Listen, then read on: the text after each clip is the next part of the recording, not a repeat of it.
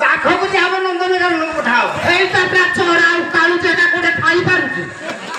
ସଖିଲ ଆଉ କଣ କହିଲା ଜାଣିଛ କହିଲା କଣ ଧାନ ସିରା ଦେଲେ ରୁଟି ବେଲି ପାଇଲନି ପେଲି ମୁଁ ସିନା ବେଲି ପାଇଲିନି କି ବେଲି ପାଇଲିନି ପଳେଇ ଆସିଲି ମୋ ସେଠିରେ ତା ଭଉଣୀକି ପଠେଇଛି ସଖି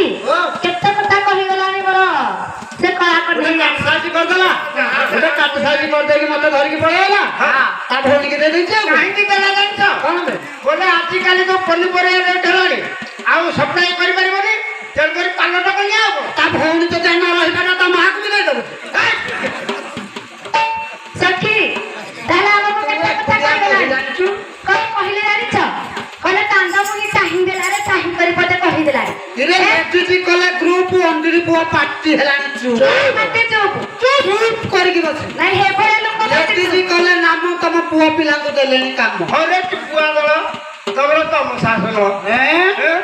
ଆରେ କଣ ଓଡିଆ ଅଶୀ କଣ କହିଲେ କିଛି ବୁଝି ପାରୁନ 3 କୋଟି 15 5 କହିଲେ ତମେ ଜାଣିବ 80 କହିଲେ ଜମା ବୁଝି ପାରୁନ ସେଇଟା କିଛି ବୁଝି ପାରୁନ ଖାଲି ତ କହୁଛି କଣ ଅନଉଛ ଆରେ ଭଗବାନ ଆଖି ଦେଇଛନ୍ତି ଅନେଇବା ପାଇଁ ଆଉ ଅନ୍ୟ ଆଖି ବୁଝିକି ରହିବ ଏତେ କଣ ତଫା କରୁଛ ହଜମ ହଉନି ତୋର ମୁହଁ କରୁଛ ତ ଲାଜ ମହତ ନାହିଁ ଅଲାଜ ଥୋବରା ସଖି କେତେ କଥା କହିଗଲା ଡାକ ତୁ କମ ସୁନ୍ଦର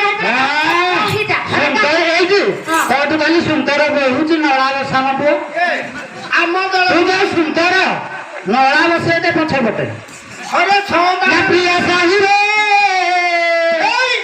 କଥା ଭାଷାରୁ ଜଣା ଗଲାଣି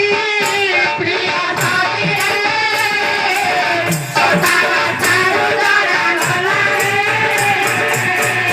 ପ୍ରିୟା ସାହିରେ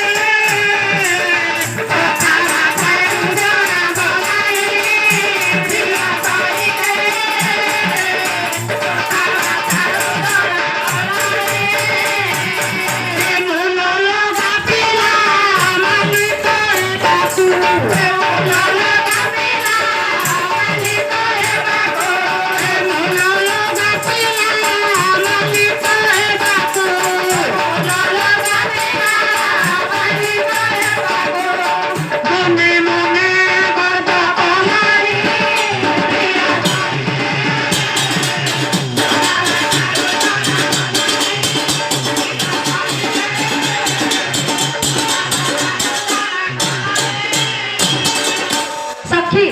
ତୁମେ ଜାଣିଛ ନା ଉଲ୍ଲୁକ ପକ୍ଷୀଟା ହଁ ଏଇନେ କଣ କହୁଥିଲା ମୁଁ କୁଆଡେ ପେଚି ତମ ମୁହଁକୁ ଦେଖିଲେ ବହୁତ ପେଚି ତା ବାହାନ ବୋଲି ଯାଇଲୁଣୁ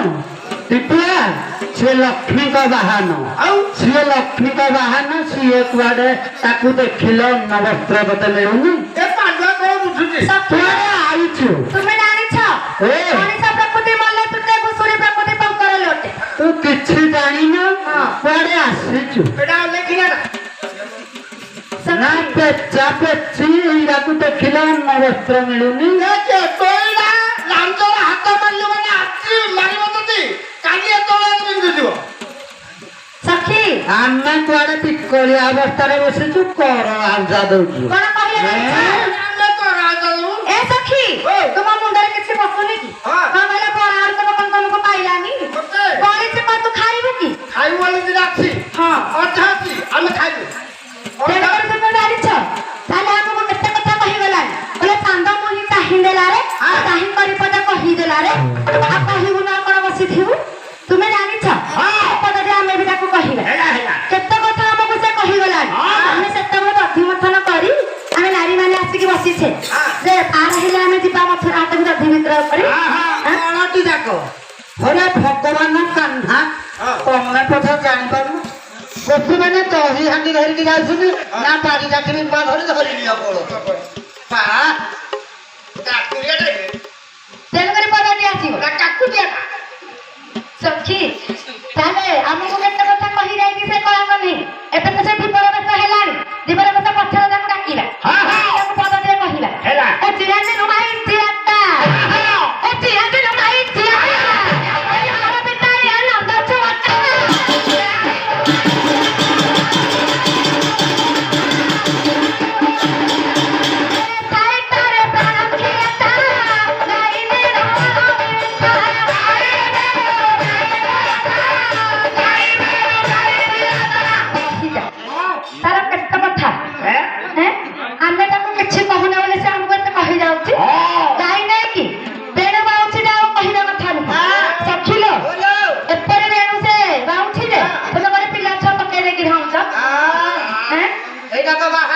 ଛୁଆ ଇଏ କୋଉଠି ଜାଣିବ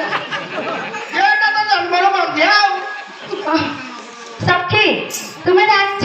କେତେ କଥା ତମକୁ କହିଯାଉଛି ତୁମେ ମାଇଛେ ନା ସିଏ ମାଇଛେ ଏଇଟା ମଜା ହଁ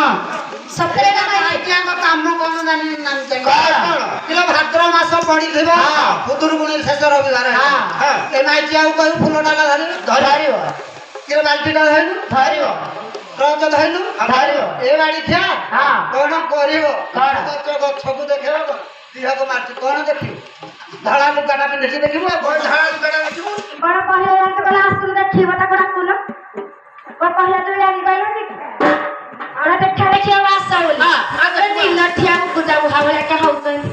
ପୂଜା ଏଇଟା ନିଲଠିଆ ଜନ୍ମ ହେଲୁ ତୁ